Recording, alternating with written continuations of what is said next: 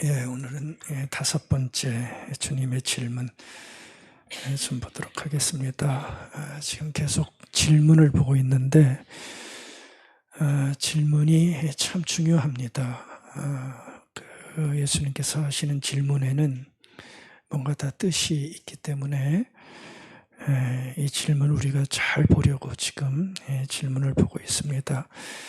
헬무트 틸리케라고 하는 독일의 아주 저명한 신학자가 있었는데 그분도 예수님의 질문을 보면서 이런 글 하나를 남긴 걸 봤습니다. 제가 읽어드릴게요.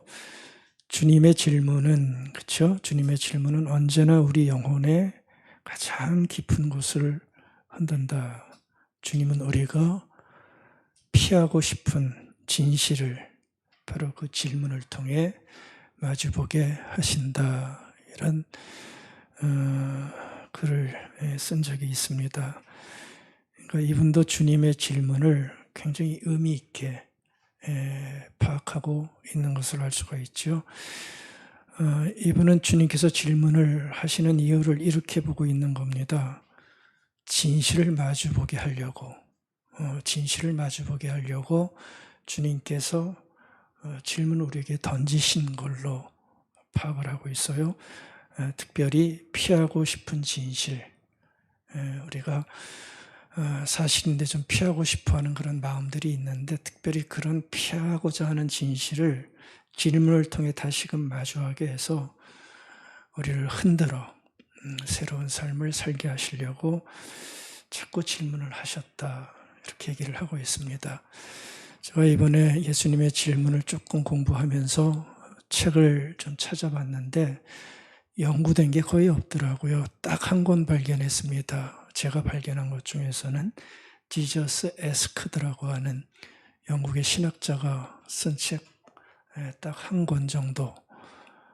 뭐 중간중간에 얘기한 분은 많은데 본격적으로 연구한 서적은 이 책 한 권을 제가 보게 됐어요. 그분은 이렇게 얘기하더라고요. 예수님께서 질문한 횟수가 183회다. 그렇게 자기 연구 결과를 얘기를 하더라고요. 근데 이 183개의 질문 중에는 질문의 형태를 띈 질문도 있고요. 질문의 형태를 띠지 않았지만 예수님께서 질문의 의도를 가지고 하신 모든 질문을 다 합하면 한 183개의 질문을 계속해서 던지시는 것을 볼 수 있고, 그 질문은 정말 우리의 삶에 필요한, 틸리키가 말한 것처럼 우리가 피하고 싶은 어떤 것들을 드러내서 우리를 하나님의 사람으로 만들려고 하는 의도가 분명히 있다라고 하는 것을 저도 볼 수가 있었습니다. 너희는 나를 누구라고 생각하느냐? 이거 진실을 마주하게 하는 질문이죠. 예수님을 따른다 하지만 뭐 그냥 따를 때도 많잖아요. 그런 우리에게 묻는 거예요. 니네 왜 예수 따르니? 나를 누구라고 알고 있니? 계속해서 물으시면서 우리를 하나님의 사람으로 만들어 가시는 거죠. 그 질문은 우리에게 경각심을 주는 겁니다. 우리 모두에게 경각심을 주는 주님의 의도가 있습니다. 우리가 질문을 보고 있는 이유라고 할 수 있죠. 오늘 또 한 가지 질문이 나오는데 제목 다 보셨죠? 뭐라고 나왔어요? 이 여자를 보느냐, 예수를 보느냐. 딱 들으면은 무슨 의미인지 잘 모르시겠죠? 성경에 보면 질문으로 안 나와 있는데 이게 질문으로 된 형태입니다. 영어 성경이나 원문에 보면 질문의 형태를 띠고 있습니다. 이 여자를 보느냐, 별 의미가 없는 것 같지만 이 질문 역시 우리가 피하고 싶은 진실, 아니 피하고 있는 어떤 사실을 아주 깊게 대면하게 만드는, 그래서 이제 보겠지만 뼈 아픈 메시지가 이 질문 속에 담겨 있습니다. 이 질문 속에는 저의 고민도 있고요. 여러분들의 고민이 있고 실수가 있고 우리 시대에 깊게 깔려있는 병폐가 아주 깊은 병이 이 질문 속에 담겨 있습니다. 한번 차분차분 살펴볼 때에 발견해서 이 병을 고치는 경각심이 오늘 예배를 통해서 이루어지기를 바라겠습니다. 이 질문 누구한테 하신지 알겠어요? 이 질문 누구한테 있죠? 그 앞에 보시면 나와요. 시몬이라고 하는 이 사람 바리새인입니다. 이 바리새인에게 이 질문을 하셨어요. 왜 했는가? 거기 쭉 뒤에 다 나오죠. 여러분들 오늘 본문은 한 여자를 둘러싸고 벌어지는 사건이지요. 여기 한 여자가 나와요. 한 여자의 행동을 보고 벌어지는 사건 속에 이 질문이 들어갑니다. 시작은 시몬이라고 하는 바리새인이 예수님을 자기 집에 초대하는 것으로 시작됩니다. 식사 초대겠죠. 그러니까 자기 주변에 바리새인들도 아마 같이 모였을 거예요. 바리새인들은 예수님을 좋아하나요? 싫어하나요? 네, 싫어하지요. 근데 또 이 시몬은 좀 특별한 사람 같아요. 시몬은 예수님을 자기 집에 초대합니다. 근데 초대한 이유는 거기에 나오지는 않았어요. 근데 제가 볼 때는 좋아서 초대한 것으로는 보여지지 않습니다. 근데 이제 쭉 나오시면 보게 될 거예요. 호기심 반 아니면 경계심 반 그런 마음을 가지고 예수님이 탁 부각되니까 좀 한번 가까이서 이분의 정체가 뭔지 좀 살펴볼 요량으로 아마 불렀던 것 같습니다. 근데 이제 만찬이 시작되면서 아주 뜻밖의 사건이 벌어지게 되지요. 어떤 사건인가요? 동네 사람들이 다 알고 있는 죄인이라고 알고 있는 여자지요. 죄인이라고 그렇게 다 알고 있는 한 여자가 갑자기 만찬 자리에 밀고 들어오는 거죠. 허락받고 들어오지는 않은 것 같아요. 밀고 들어와 여러분들 다 보셨겠지만 아주 난감한 참 난처한 행동을 그 자리에서 하게 됩니다. 이 행동을 한번 잘 음미하시고 상상해 보시고 그 느낌을 한번 느껴보시는 거 좋을 것 같아요. 이분이 들어오더니 예수님 뒤에 서서 그리고 그 주변에서 뭘 흘렸다고 그러죠? 눈물을 갑자기 뚝뚝 흘리는 거예요. 사연 있는 여자들이겠지요. 뭔 사연인지 그냥 눈물 머금는 정도가 아니라 누가 봐도 눈물이 뚝뚝 떨어지는 거예요. 그런 눈물 아시죠? 예. 이걸 우리나라식으로 하면 어떻게 표현하면 좋을까요? 닭똥 같은 눈물이 뚝뚝 떨어지는 거예요. 그 흘린 눈물은 어디를 향하겠는데 그 흘린 눈물이 예수님의 발에 떨어지게 된 겁니다. 그 여자가 또 어떡하지요? 유대 사람들은 여자가 공중의 석상에서 머리 푸는 거 정말 끔찍한 일인데 놀랍게도 자기 머리를 풀더니 더 놀라운 건 그 머리로 예수님의 발에 떨어진 그 눈물을 정성스럽게 닦아주는 거예요. 자기 전 존재를 허락하는 거나 마찬가지 행동을 하는 거죠. 그러더니 공손히 무릎을 꿇어요. 그리고 예수님의 냄새나는 더러운 발, 집에 들어왔는데 아직 예수님이 발을 안 씻었어요. 원래는 씻어야 되는데 그거 뒤에 또 나와요. 씻지 않은 그 발을, 더러운 발을 가까이 가더니 무릎 꿇어 입을 맞추네요. 입을 맞춰요. 그리고 또 한 가지 뭐가 있죠? 향유. 이거 굉장히 비싼 겁니다. 이 비싼 향유를 가져왔다가 예수님의 발에 향유를 부어버리는 거예요. 순간 향유의 그득한 향유의 아주 좋은 향기가 그 만찬장을 아마 채웠겠지요. 이런 일이 갑자기 만찬 중에 벌어지게 된 거죠. 누구도 예상하지 못했던 일일 겁니다. 아주 순식간에 이런 일이 이제 벌어지게 된 거예요. 그러니까 어떡합니까? 순식간에 벌어지니 모두가 놀라움 속에 지켜볼 수밖에 없었을 거예요. 이 여자의 행동 속에 어떤 권위가 느껴질 수도 있었겠죠. 제지하고 싶었지만 감히 바리새인들이지만 죄인이라고 알려진 여자지만 풍기는 어떤 것들이 포스가 그 거룩함이 이 여자를 아마 제지하지 못할 수도 있었을 것 같다라고 하는 생각도 해볼 수 있어요. 아무튼 놀라움 속에 이 여자의 행동을 이 사람들이 다 지켜보게 되었던 겁니다. 이 여자가 어떤 여자지요? 지금 어떤 여자이길래 이렇게 하고 있나? 이 자리가 쉬운 자리가 아닙니다. 그렇죠? 바리새인들, 거룩하다고 알려진 사람들 모인 그러한 자리입니다. 그런데도 다 알지만 밀고 들어와서 아마 다 계획이 있었던 것 같아요. 향유를 들고 온 거 보면 자기가 계획한 그대로 하려고 했던 그대로 망설이지 않고 그대로 다 하는 모습을 이 여자가 하게 된 거예요. 창녀라는 소리 가장 많습니다. 이 여자를 얘기할 때 창녀라는 소리 가장 우세하지만 확실하지는 않습니다.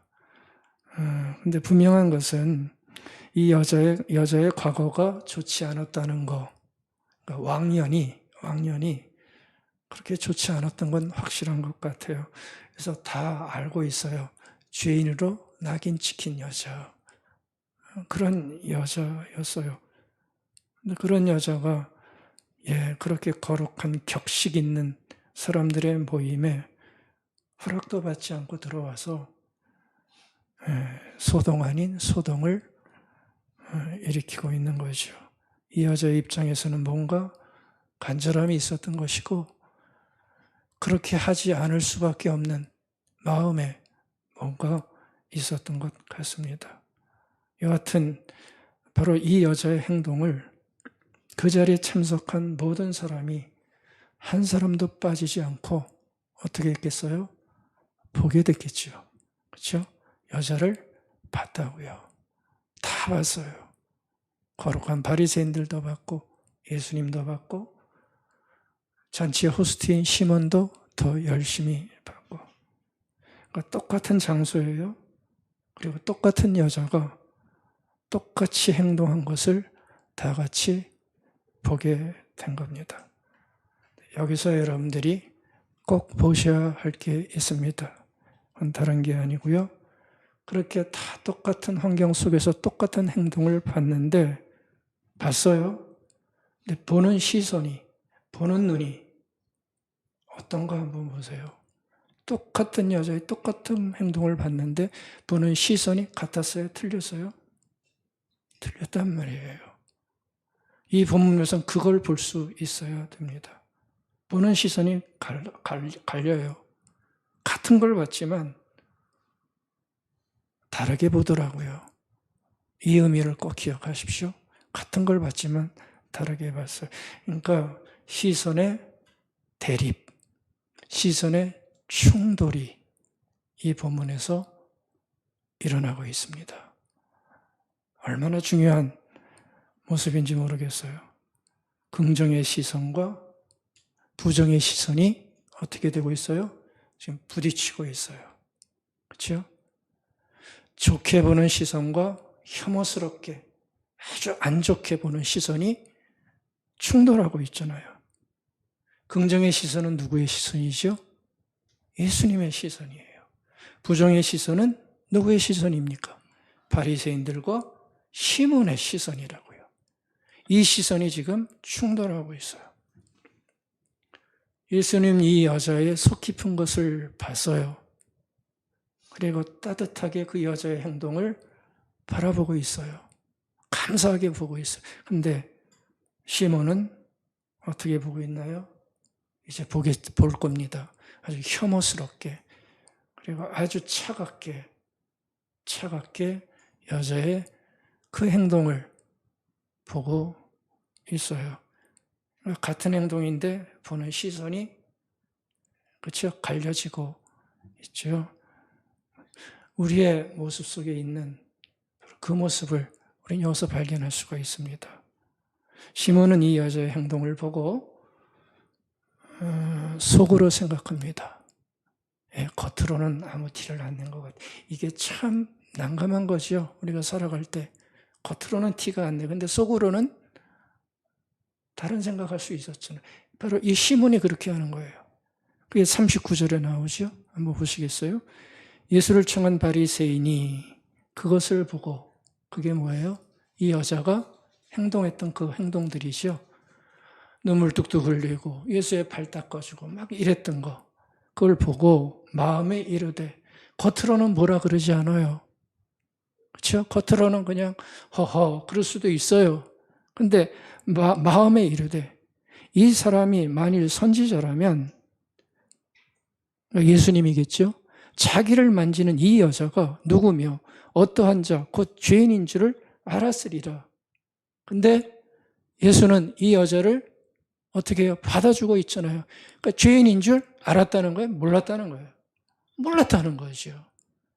이 시몬은 그렇게 생각하는 거예요.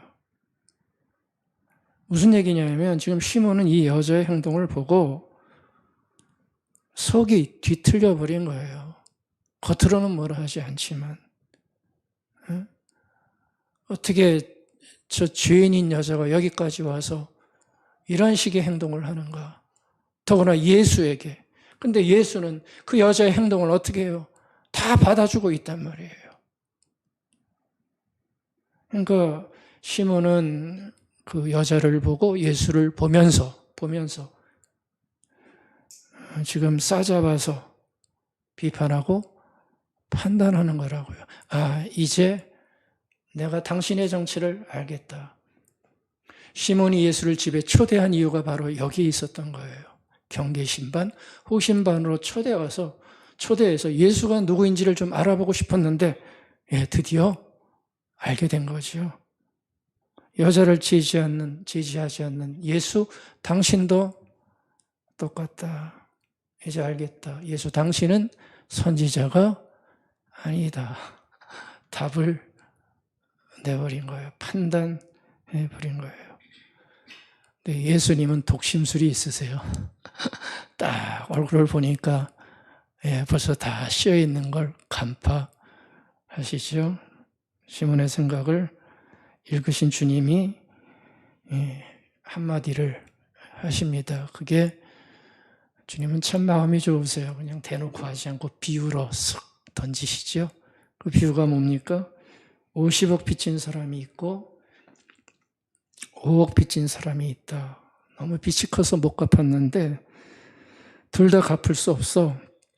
모두 탕감해 주었다. 그래서 질문 하나 하시죠. 둘 중에 누가 더 감사하고 감격했을 것 같니? 이 질문 아시겠죠? 누가 더 큰 감격을 했을 것 같니? 50억 빚 탕감해 준 사람이 더 감격했겠니? 5억 빚을 탕감받은 사람이 더 감격했겠니? 시몬이 답을 얘기를 해요. 더 큰 빚을 탕감받은 사람이 더 많이 감사했겠지요. 감격했겠지요. 답을 얘기를 합니다. 주님이 그 답을 의도하신 것이죠. 50억 탕감받은 사람이 더 감격하지 않겠느냐. 왜 이 비유를 말씀하셨겠습니까?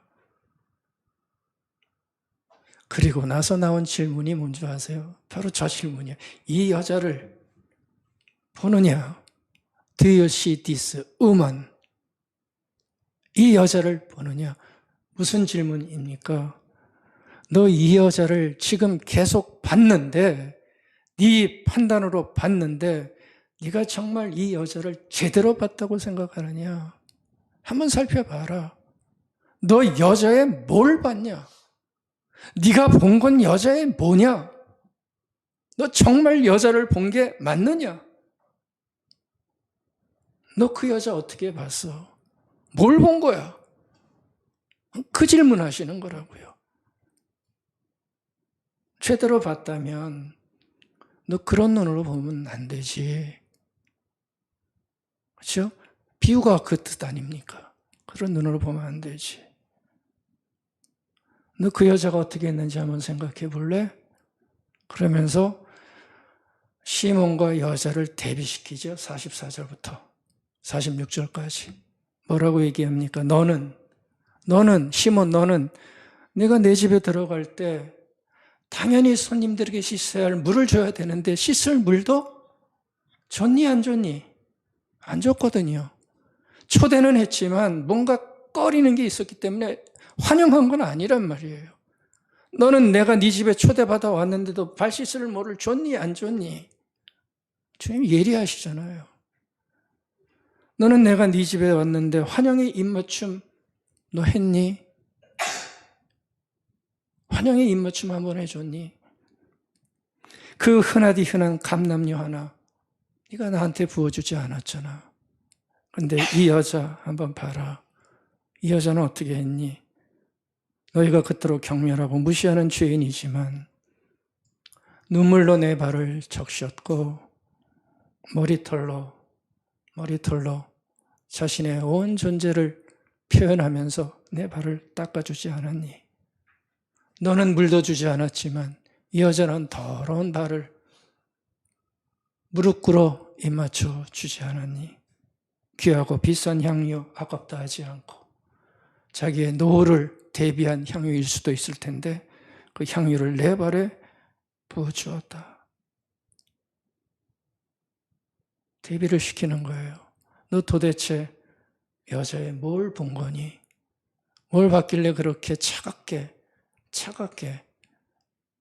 대접을 하니? 얘기를 하는 거예요. 여러분들 이 여자가 오죽했으면 이렇게 했겠습니까? 여자는 어느 날 예수님의 메시지를 들었던 것 같아요. 성경학자들은 그 얘기를 하더라고요. 바로 앞에서 수고하고 무거운 짐진 자들아 다 내게로 와라. 내가 너희를 쉬게 하겠다. 이 말씀이 그 여자에게 콱 박혔다라고 얘기를 합니다. 아픔을 느꼈던 여자고 너무나 인생의 큰 고통 속에서 살아갔던 여자가 그 메시지를 들은 거예요. 그리고 그 말씀에 감격하고 새로운 소망을 품고 살아갈 한 번의 기회를 얻게 된 여자로 설명을 합니다. 많이 탕감받은 자가 더 감사한 것처럼 이 여자도 비록 죄가 많지만 그래서 더 감사하는 것 아니었겠느냐? 너 여자한테서 도대체 뭘 본 거니? 이 여자를 보느냐? 뭘 보느냐? 이게 바로 오늘 이 질문의 의미가 되고 있습니다. 그러니까 좀 제대로 보기를 원하시는 거고요. 사람을 보는 시선을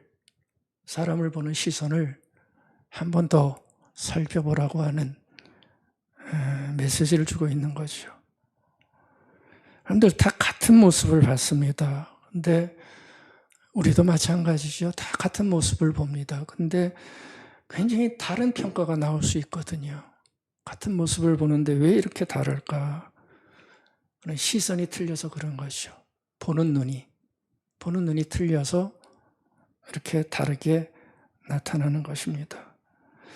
여러분들 한번 비교를 좀 해보세요. 시몬의 시선과 예수님의 시선이 어떤 차이가 나는지 저는 이게 굉장히 중요한 차이 같아요. 제가 표로 정리해놨는데 보면서 한번 이해해 보시기 바랍니다. 시몬의 시선은 과거에 매여 있는 것이요. 과거에 이 여자의 했던 행동에 철저히 매여 있어요. 과거에 이 여자 다 봤던 것 같아요. 이 여자의 행동에 완전히 매여 있는 거예요. 과거로 가지고 지금을 판단하는 거예요. 그 시선으로만 이 여자를 보는 거죠.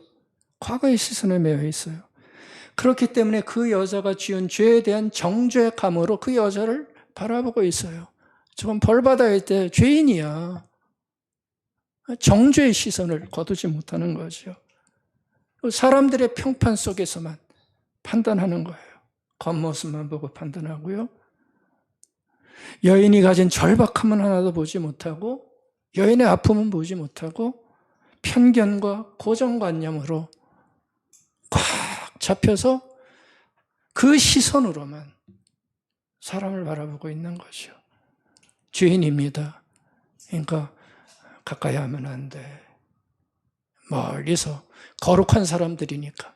바리새인들은 거룩한 사람들이니까. 그 장면으로 바라보고 있는 겁니다. 여러분들, 이 시몬의 시선이 정당한 것 같지만 굉장히 위험한 건 뭐냐 하면요. 사람을 과거의 틀에 가두는 거예요. 이거 참 미치고 펄쩍 뛸 노릇이죠.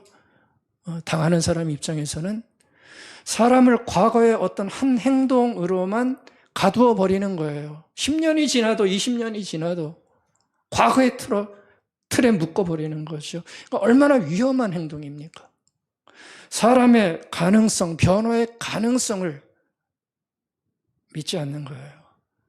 한번 나쁜 놈은 영원히 나쁜 놈이에요. 한번 나한테 잘못했으면 영원히 잘못한 거예요. 그리고 그러한 자신의 판단이 절대적이라고 생각을 하는 거죠. 어떤 우월감을 가지고 바라보는 거예요. 너는 죄인, 나는 거룩한 자. 그러니까 보는 시선이 이러면 좋은 판단이 나올 수가 없죠.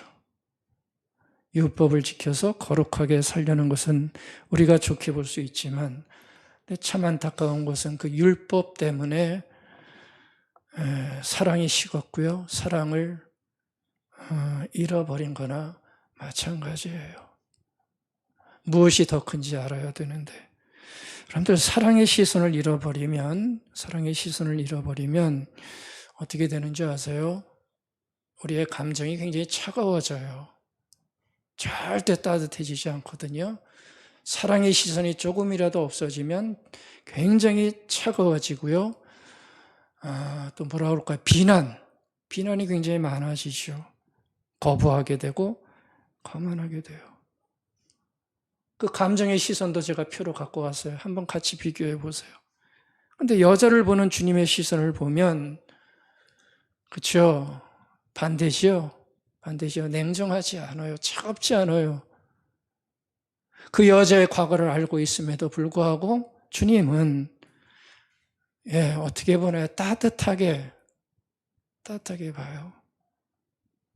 그의 상황을 이해하세요.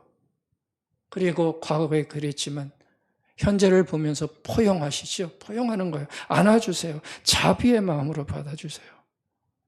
그러니까 보세요. 여자를 보는 주님의 시선과 시몬의 시선은 다를 수밖에 없는 거예요. 주님은 과거로 규정하지 않아요. 이게 참 당사자 입장에서 너무나 감사한 거죠. 과거로 규정 짓지 않으세요. 현재 갈망을 주님은 보세요. 현재 어떤 갈망을 품고 있는지 그 필요성을 보세요. 그리고 미래의 가능성을 주님은 활짝 열어 놓으세요. 아멘. 이 시선을 주님은 제가 볼 때는 갖고 계신 거예요. 현재의 갈망을 보시고 과거로 규정하지 않고 미래의 가능성을 열어두고 한 인생을, 보잘것없는 죄인을 자기의 시선으로만 쉽게 판단하고 편견을 가지는 게 아니라 열어놓으세요. 근데 주님의 이 만나는 사람들 면면을 보면 주님은 이 여자에게만 그렇게 하지 않으셨어요. 우리가 잘 아는 세리장 삭개오, 얼마나 나쁜 사람이에요, 유대인들에게. 근데 그 사람의 기회를 줘요, 안 줘요? 기회를 주세요. 집까지 가세요. 지난주에 봤던 우물가의 사마리아 여자, 사람들에게 다 따돌림 당하던 여자였어요. 귀하게 만나주세요. 간음의 현장에서 잡혀온 여자 다 죽이려고 하는데 그 여자도 기회를 주셨어요? 안 주셨어요? 기회를 주셨어요. 다 흠이 있는 사람들이에요. 저와 여러분들처럼 다 흠이 있는 사람들이에요. 근데 주님은, 주님의 시선은,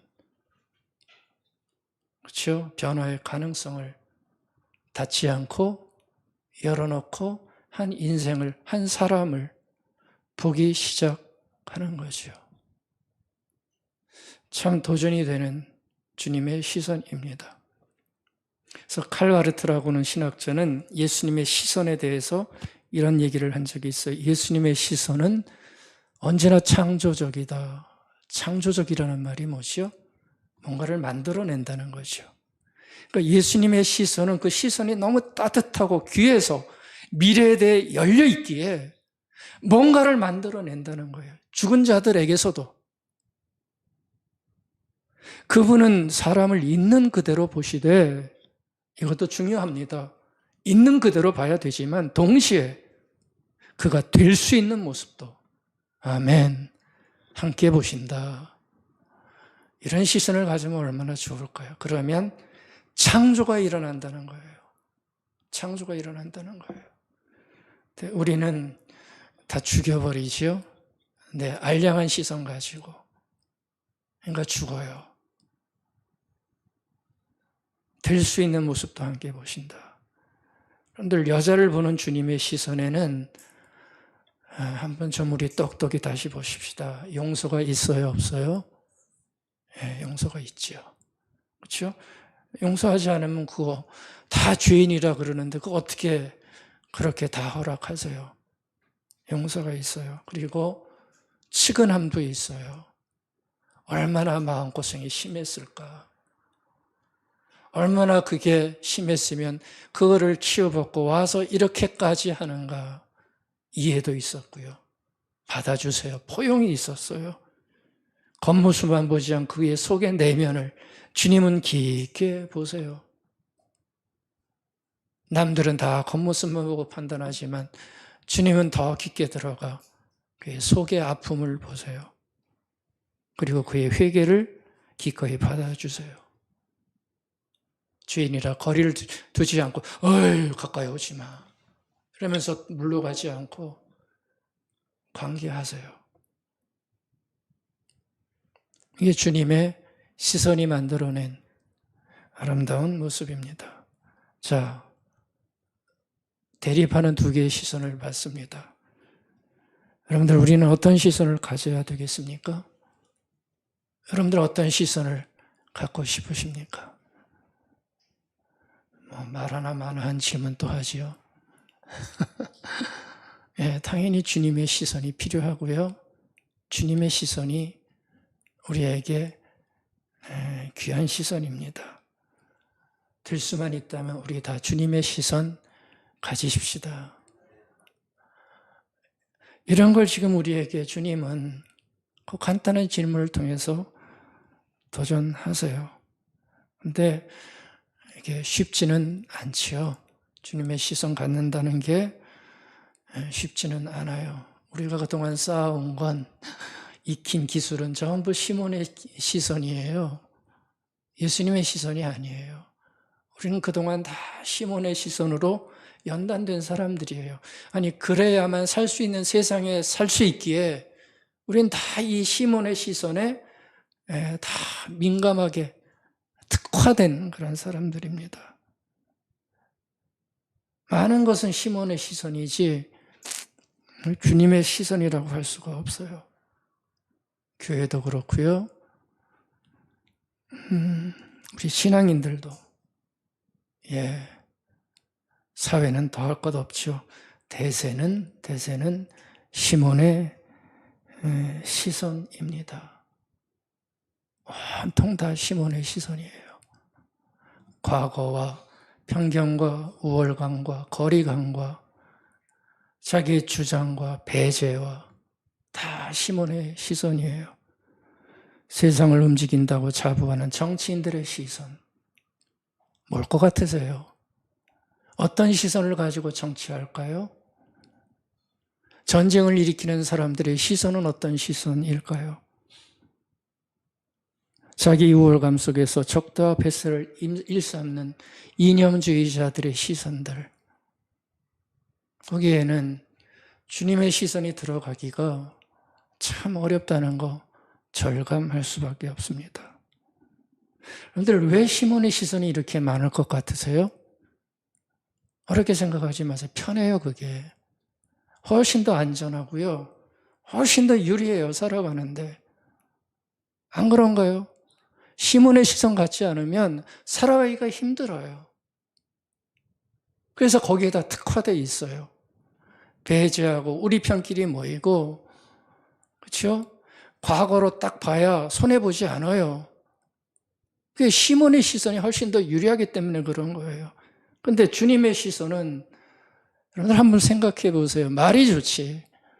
이게 얼마나 힘든 시선입니까? 따뜻하게 대하는 거요? 예, 힘들어요. 공감해 주는 거, 이해하는 거, 관계 맺는 거. 이거 정말 어렵습니다. 이거를 하려면 많은 것을 희생해야 돼요. 그러니까 주님의 시선을 가지자 말할 수는 있지만 자신이 없는 거예요. 여러분들, 우리 같은 삶의 현실에서 주님의 시선을 가지자고 하는 것은 뭐라고 하면 좋을까요? 굉장히 위험천만한 일이라고요. 위험천만한 일이에요. 여러분들, 주님의 시선을 가지려면 사람을 믿어야 돼요. 아무래도 믿어야 되는데 사람을 어떻게 믿어요? 요즘 같은 세상에? 우리야 믿죠. 근데 한 달이 건넌 사람은 어떻게 믿어요? 요즘 같은 세상에. 어떻게 주님의 시선을 가지고 바라볼 수가 있어요? 경계의 눈으로 봐야죠. 믿었다가 발등 지키는 일이 한두 번입니까? 사람들은 믿음을 악용합니다. 우리의 선의가 배신당하는 일로 돌아오는 일이 비일비재하고 있습니다.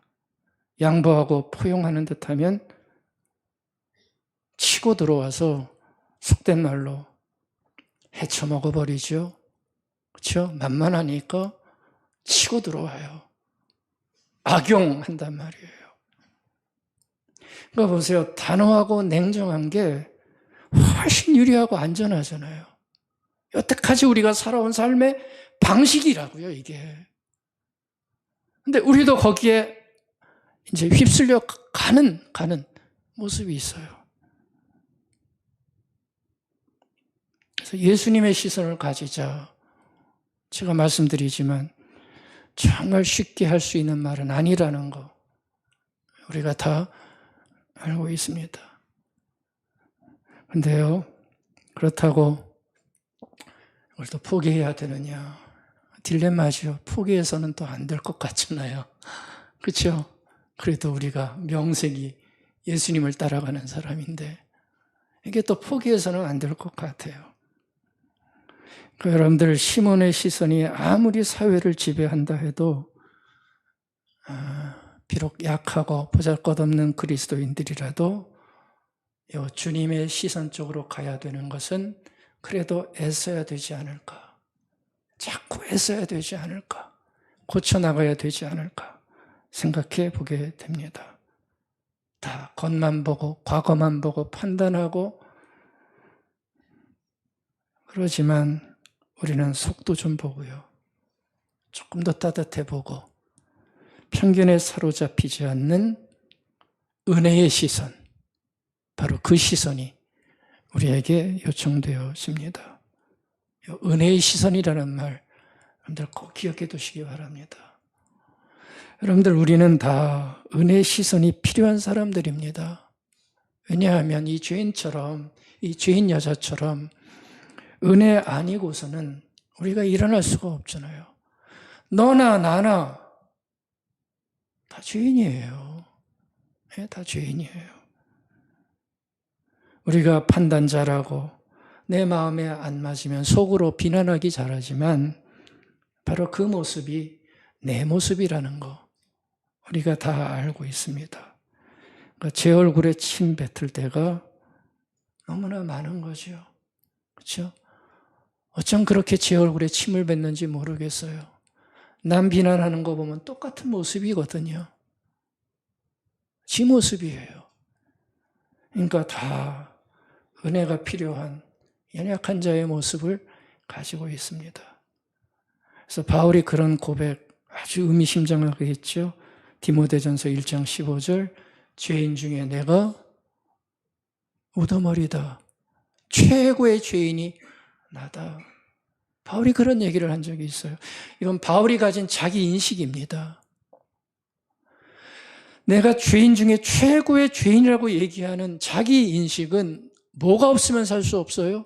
하나님의 은혜가 없으면 살 수 없는 자라는 것을 고백하는 거예요. 난 매 순간 하나님의 은혜가 필요한 사람이다. 왜? 나는 죄인 중에 괴수이기 때문에 나는 그 내 인식이 없으면 나는 무너지는 사람이다. 오늘 말씀으로 하면 시몬의 시선에서 벗어날 수 없는 사람이다. 과거로 판단하고 은혜의 따뜻함은 다 사라지고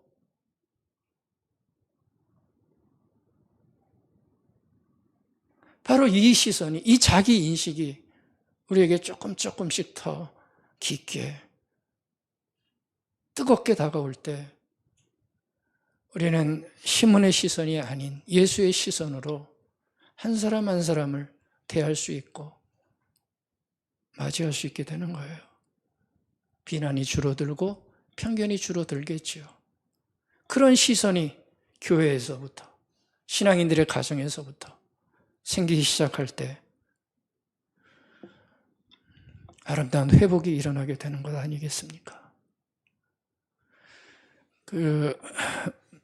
이젠 돌아가셨는데 브레넌 매닝이라고 하는 이 가톨릭 수사였는데요. 아주 귀한 책을 많이 썼던 분입니다. 이분이 왕년에 마약도 많이 하고 이렇게 힘겹게 살던 사람인데 복음으로 회복된 사람이고 참 주옥 같은 글을 많이 남긴 분이에요.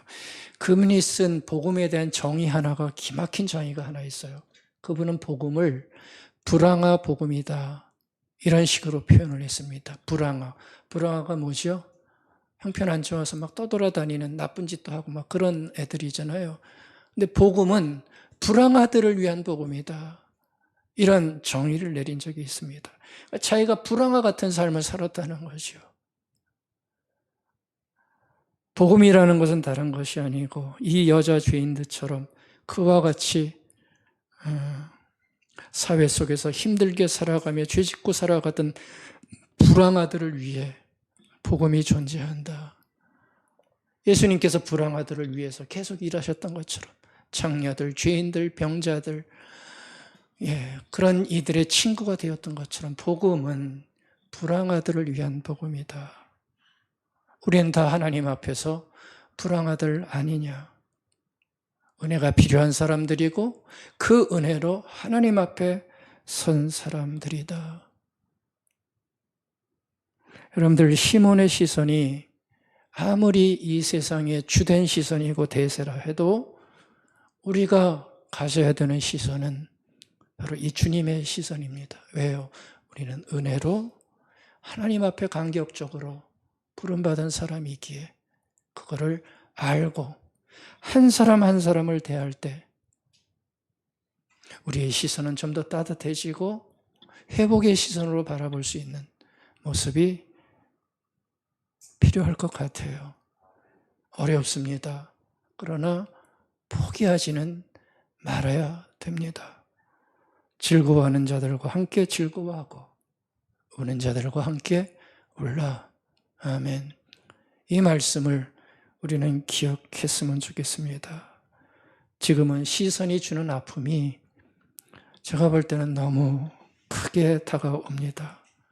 우리의 보는 시선이 참 거칠어져 있습니다. 너무 겉만 보고요.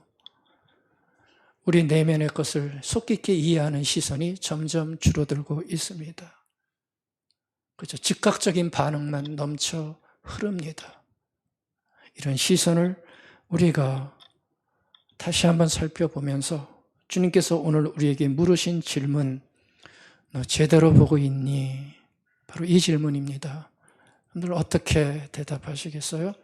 제대로 보고 있니? 너는 사람 볼 때 도대체 뭘 보고 있니? 어떤 면을 보고 너는 살아가니? 예, 이런 질문 하시는데, 주님의 시선으로 보는 은혜가 오늘 아침 저와 여러분들에게 더 많아지고, 그래서 아름다움을 만들어내는 복된 인생, 우리 다시 한번 살아가십시다. 아멘.